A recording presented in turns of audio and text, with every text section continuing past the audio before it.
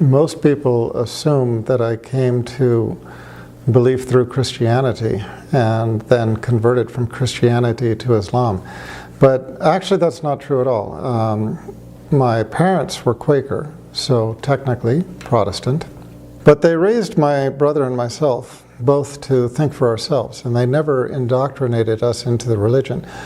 So we basically followed the path of atheism. We were raised in a scientific household. My father was a very well-respected visual neurophysiologist, and he himself, although he called himself Quaker, he openly stated that he did not believe in God, and he espoused the typical atheist doctrine and beliefs. He used to tell us quite frankly that he just believed after death it was just blackness, nothing, that was the end. And that was okay with him. He used to explain our existence the way all atheists explain it, namely the Big Bang and evolution. And so that's what I was raised upon. And so throughout my schooling, up through college, medical school, and so on, we were raised to believe that that was the only thing that made sense. And yet at the same time, I was raised with a scientific mind.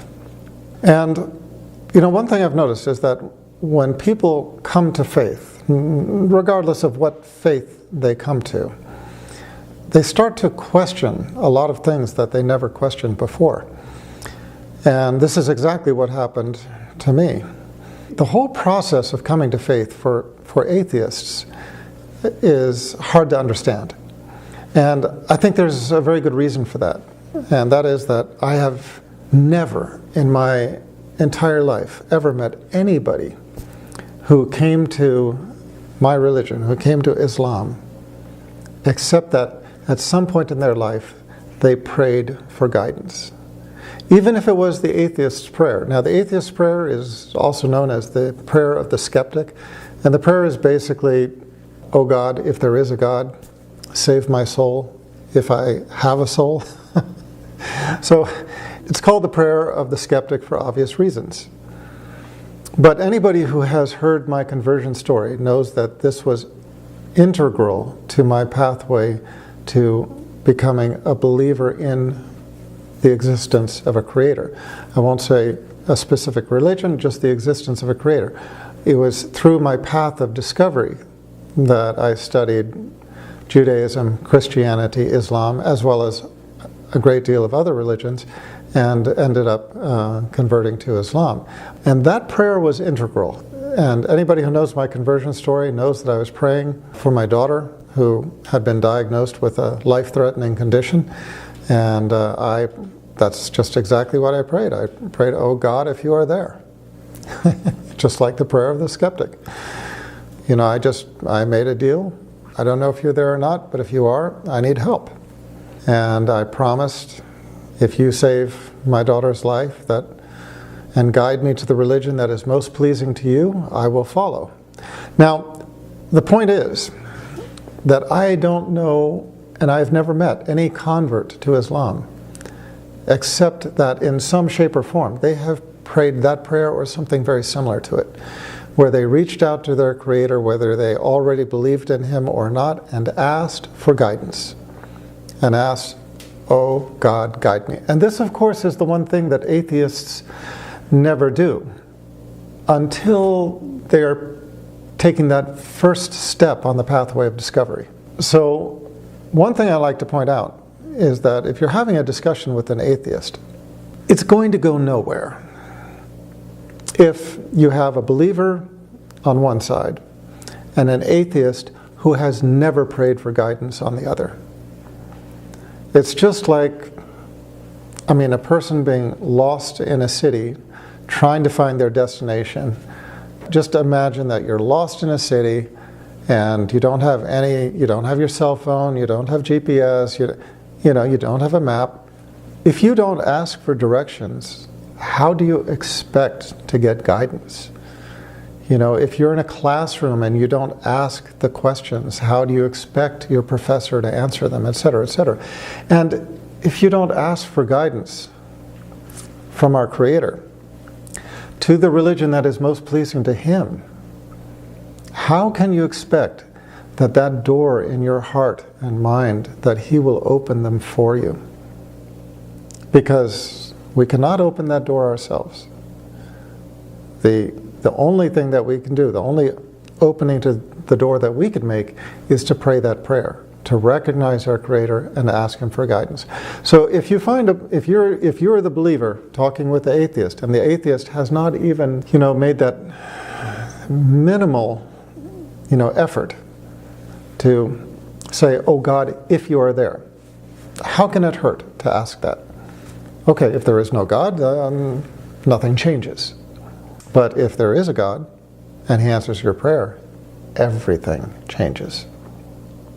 It's just my observation that when people come to belief, they start to question things. And so here I was, the atheist, who found myself challenged by a life circumstance that just knee-buckling, gut-wrenching, heart-tearing moment where I turned to my Creator, prayed for guidance, prayed for salvation of my daughter and for guidance, and found my prayer answered.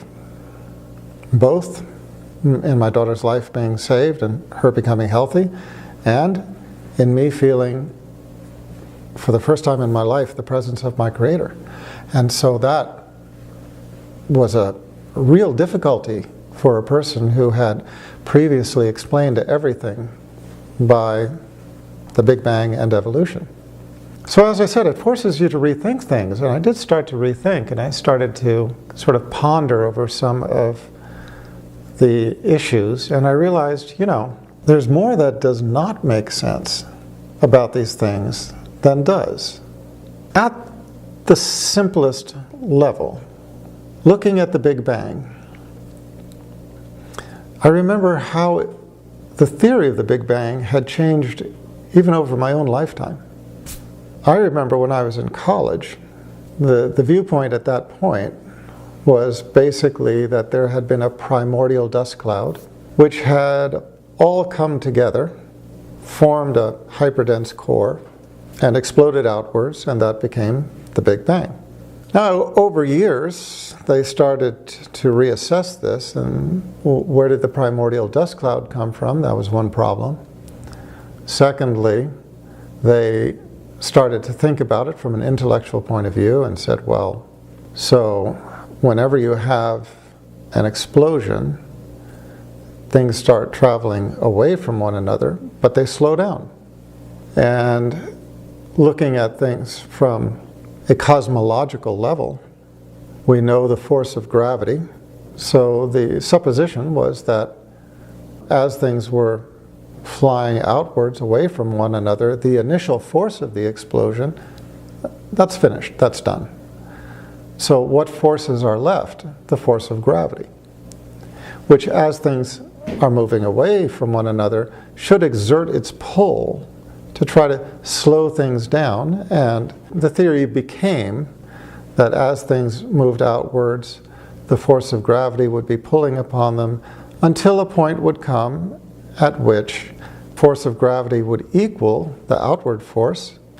So you would establish an equilibrium, and then the force of gravity would start to pull things back together again, and so everything would come back, until it became, once again, a hyperdense core. Everything would be crushed together into this tiny little singularity, and then the whole process would repeat itself. So that became known as the Big Crunch, and then the second step of that became the theory that this was a repeating episode, that basically you had this sort of endless series of everything getting crushed together by gravity, exploding outwards, crushed together by gravity, exploding outwards, of course over huge periods of time. But I'm still looking at this, trying to make sense of it, and wondering, but what is the origin? Where does all of this come from? I mean, how did it start? And I had the same thought about evolution. You can explain a lot with the theory of natural selection. But if you believe in the presence of a soul, you cannot explain the presence of a soul. And obviously, we all believe in the presence of life, but that's another thing that we cannot explain. You can Frankenstein together an animal out of working organs, but you cannot make it live. You can take a human being who has just died with everything still basically functional and cannot bring it back to life. Life is this indefinable essence which, once it escapes, we cannot put it back into an organism. How did that evolve? You know, it's an argument that has stumped atheists basically as far back as atheism was. And one thing I find kind of amusing is that a lot of atheists have said, oh, well, it came from outer space. Either it was seeded upon this planet by an asteroid or a meteorite or something like this, but basically life somehow came from outer space.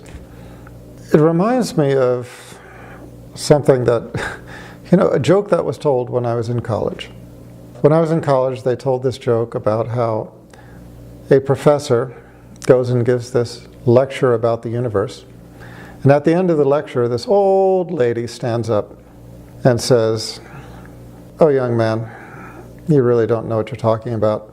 Everybody knows that the earth is just balanced on the back of a turtle, a giant turtle." And the scientist just sort of nods and sort of winks at the students. You know, we're going to make fun of this old lady, and says, "And what is the turtle standing on?" And she looks at him and says, "Oh, you're so stupid. It's turtles all the way down." And everybody laughs at her ignorance and at the superior knowledge of the professor, of course. But what I find interesting is that you have these professors now saying that life came from outer space. And where did they get it from? It doesn't answer where did life come from ultimately. Okay, if you're going to say that it came from an asteroid or it came from aliens, where did they get it from? Other aliens or other asteroids. Where did that come from? Other aliens or other asteroids. And from there, other aliens, other asteroids. So basically you have these scientists who are laughing at the old lady who says that it's turtles all the way down, and the scientists are the ones who are saying that it's aliens all the way up. It's a pretty ridiculous argument. We have this quality of life. We can give a working definition of what a living organism is, but we cannot define where that life came from. Whenever anybody talks to me about the theory of evolution and says this explains the diversity of life that we have, I point out that, you know, a theory is only as good as the foundation it stands upon. So when you talk to me about evolution, what evolution are you talking about? Biological evolution or chemical evolution? The vast majority of atheists, in my experience, when I ask them that question, they'll say, "Huh?" And I'll say, "Yeah. Are you talking about biological evolution or chemical evolution?" And they'll act like they know what I'm talking about, because of course they don't want to look stupid.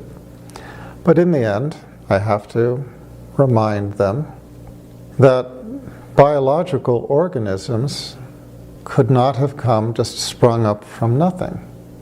There was a time when, in the primordial earth, all we had were base elements, and those base elements had to come together to make complex molecules.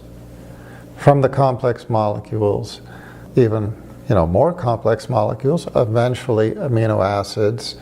Supposedly, the theory goes from amino acids to simple proteins, complex proteins, and these were the building blocks of life. That's chemical evolution. Nobody has ever explained how chemical evolution could have taken place.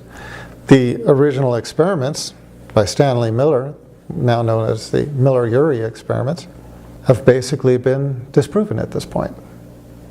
The gases that he mixed together to build amino acids were not the gases present in the primordial earth. When you take the gases that were present in the primordial earth and repeat the experiment, it doesn't work. Now, by the way, I'm not speaking without experience in these things. This foundational experiment, the Miller-Urey experiment, which supposedly showed how base elements could be converted into amino acids as the building blocks of protein, these were performed in the laboratory of Harold Urey, who is a Nobel laureate and a friend of our family. I'm familiar at a base level, not only with the experiments, but with the man. I met him. My parents were friends of his family. And it's interesting to me that Harold Urey himself was a deeply religious man. And he used to say that he never met a scientist of any true worth who was not religious. Make of that what you will, but the point is, talk about evolution, you have to take it to the foundation. If you're a billionaire or a multimillionaire and you're going to buy a building, what's basically the first thing that you want to know about the structural integrity of this building? The foundation. We don't want to talk about the 20th floor. We don't want to look at the penthouse until we know that that building is on a sound foundation, that it's not built on landfill, that it's not built in a flood zone, or et cetera, et cetera, et cetera, okay? And so it is with scientific theories. Returning to the Big Bang, one thing I want to say is, there's a lot that I want to say, and that will come out in future episodes. But one thing I want to say is that the confounding question of where it all came from is the foundation. That's the foundational issue. Now, I follow a religion which is compatible with the Big Bang. It's compatible with the belief that the universe came from a central point and expanded and is expanding. That's actually in our scripture. So I have no problem rectifying the Big Bang with my religion.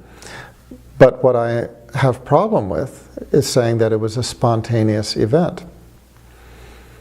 First of all, science teaches us that matter and energy are not created from nothing. They don't arise spontaneously. One can convert to the other and vice versa. But you do not get something from nothing. The first law of thermodynamics is basically conservation of mass and energy, that mass and energy, you cannot create mass from nothing or energy from nothing. One can transfer to the other and vice versa, but mass and energy are basically conserved. Okay, so the concept of everything that we have coming from nothing violates the first law of thermodynamics. The second law of thermodynamics is basically the law of entropy. Entropy basically teaching that any process tends towards randomness unless a greater power controls it, unless energy is exerted to keep it in order, to establish order.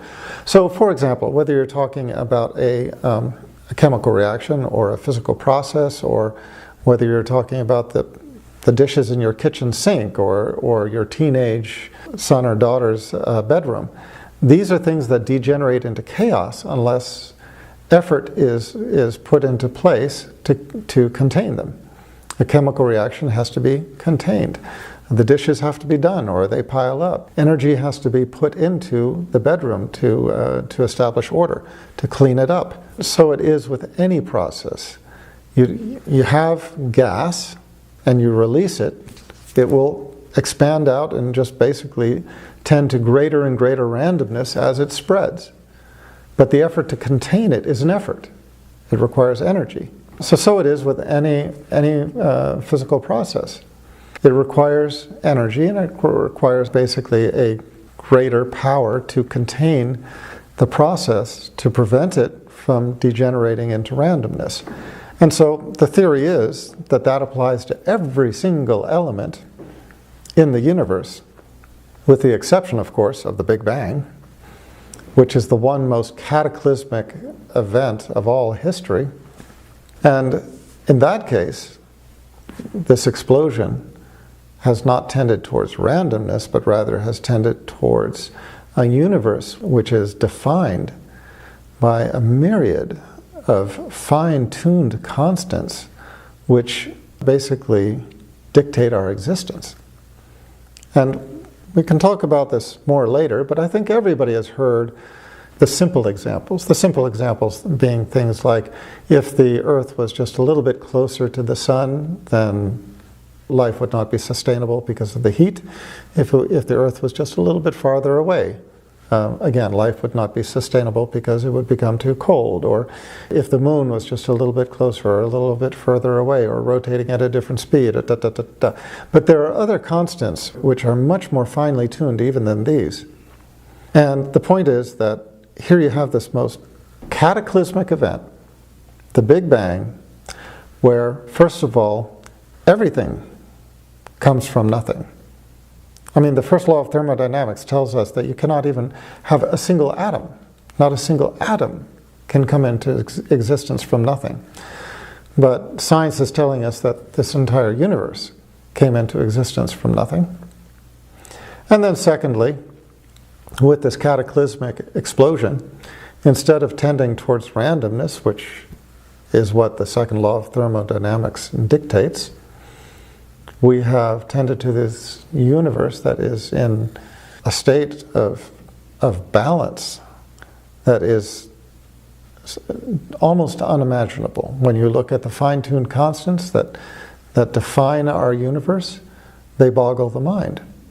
So, as a scientist, understanding these principles, and also understanding the backtracking that scientists make, okay, as soon as this was pointed out, the atheist scientists said, oh, yeah, those laws of thermodynamics, yes, they apply, but they only apply after the Big Bang happened. What is this? I mean, it's a rule or it's not a rule. As soon as they're challenged by it, as soon as they find they cannot explain it, their answer is, okay, those are rules, and we are going to stand on that foundation of our belief, but we're going to say that those rules only applied after the explosion. That's, from my viewpoint, that's just not science. That's just ridiculous. Looking at the theory of entropy, admitting that everything tends to randomness unless a greater power controls it. What is controlling the universe and keeping it from degenerating into that random state? It has to be a greater power. What greater power than a creator? Going back to the origin, Stephen Hawking and Penrose, basically two of the greatest astrophysicists of this age, have now developed what is regarded as basically the acceptable theory, the Hawking-Penrose theory, or a model, I should say, of the Big Bang. And what they teach is that before the Big Bang, there was no mass, there was no energy. And get this, there was no time, and there was no space. A singularity arose. From where? They do not know. How? They cannot say. From what? Okay. And exploded outwards. Why? Again, they do not know. But despite all of these unanswered questions, the interesting thing to me is that they are now saying that before the singularity, there was no mass, energy, time, or space. Now think about that for a minute.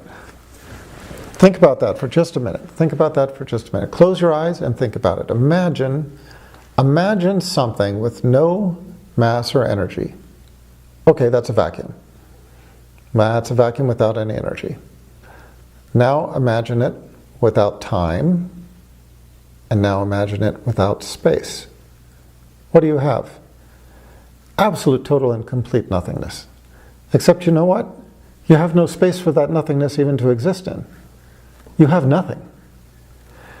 By this theory, scientists have painted themselves into a corner because they do not leave room for anything to exist before the Big Bang other than a transcendent creator.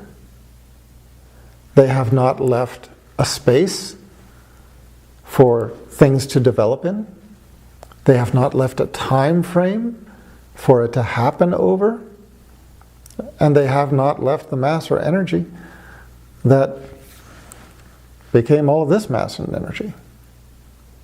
They've left a total and complete nothingness within a nothingness, which means that there could basically be nothing to have preceded the Big Bang other than a transcendent creator of the Big Bang. One thing I find really amusing, listening to the talks by so many of the prominent atheists, and I don't want to name names, I'm just going to say, it's become a catchphrase to say, atheists, we go one God further.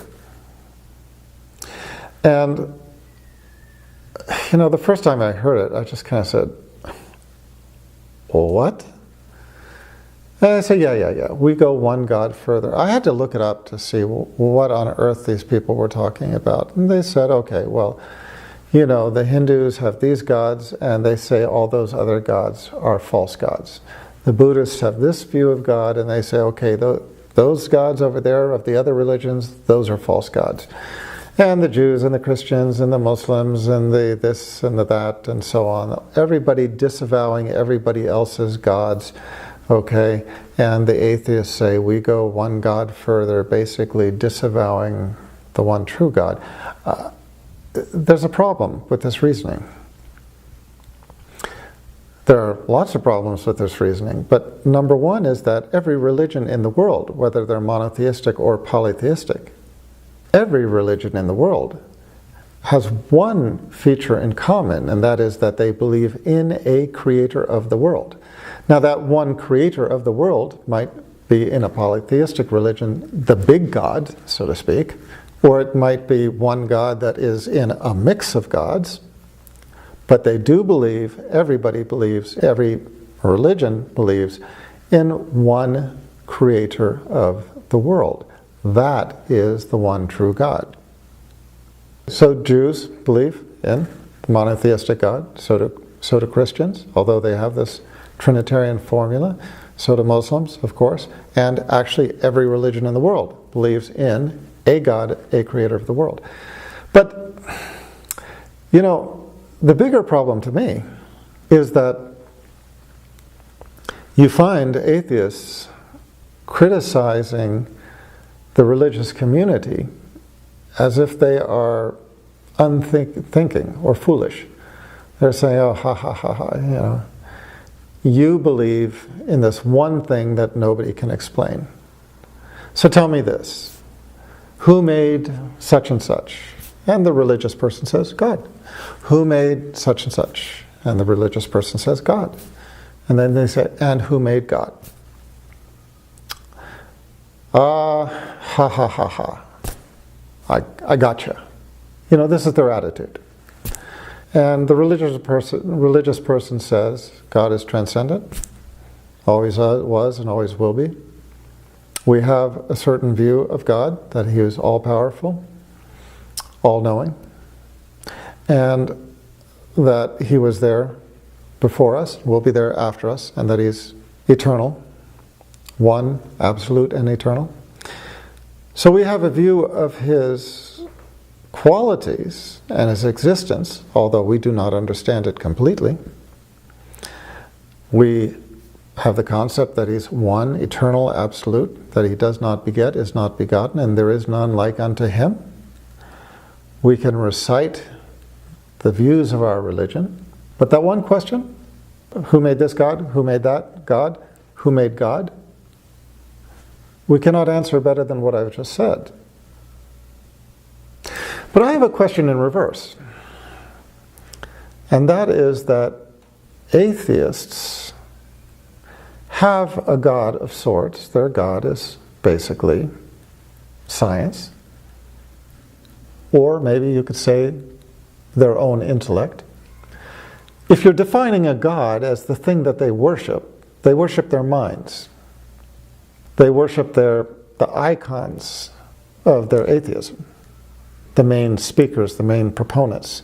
These are held as, in a religion, they would be regarded as saints. And the atheists hold them in high esteem in the same way a religion might hold those parallel figures as saints. But in the end, what they ultimately worship is they ultimately worship their own intellect or science. So, let me just point something out. I believe in a God who's the creator of the universe. Can I explain where that God came from? I won't say more than what I've already said. But what I can say is this. Believing in an all-knowing, all-powerful God explains every other question you can ask me. Believing in that one thing can explain where all creation came from. And it can answer every question within creation, because God is all-powerful. Let's look at the things that atheists cannot answer. Where did everything come from? Big Bang and evolution. Where did the Big Bang come from? They don't know. The singularity arose without time, without space, without mass, without energy. How did that happen? Don't know. What were the formative elements that brought the singularity into existence? Don't know.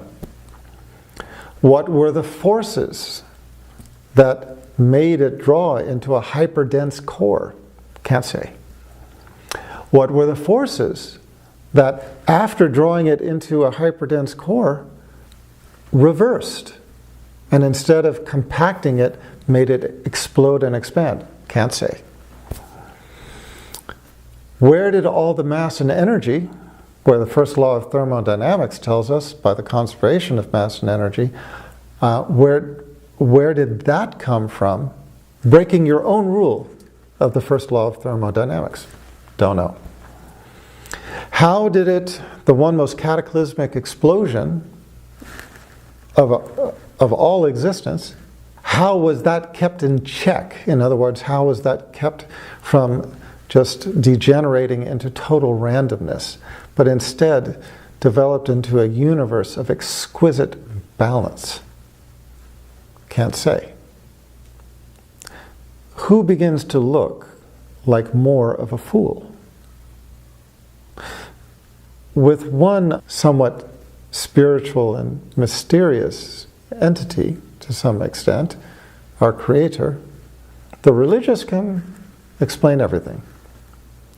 And in addition, we can explain the Big Bang, because in our scripture, our Creator himself speaks of a universe that is expanding. So we can actually answer, using scripture, we can actually answer the questions the scientists cannot. From that one belief, we can explain everything. From the atheists, basically one belief that there is no God, they can almost explain nothing. Like I said, who starts to look more foolish?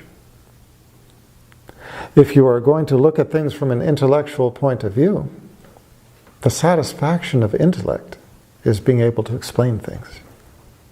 And that is what, at this point, the scientific atheists are failing at doing. I mean, this is what they're failing at. So, people ask me many times, how I became religious. And this is part of the answer. And hopefully, over time, and with a series of these talks, I will expand upon this. And this is just the beginning. I hope all of you have found something of worth in this talk, and will stay tuned for future talks. So don't forget to click on subscribe, And we'll send you further vignettes in this series.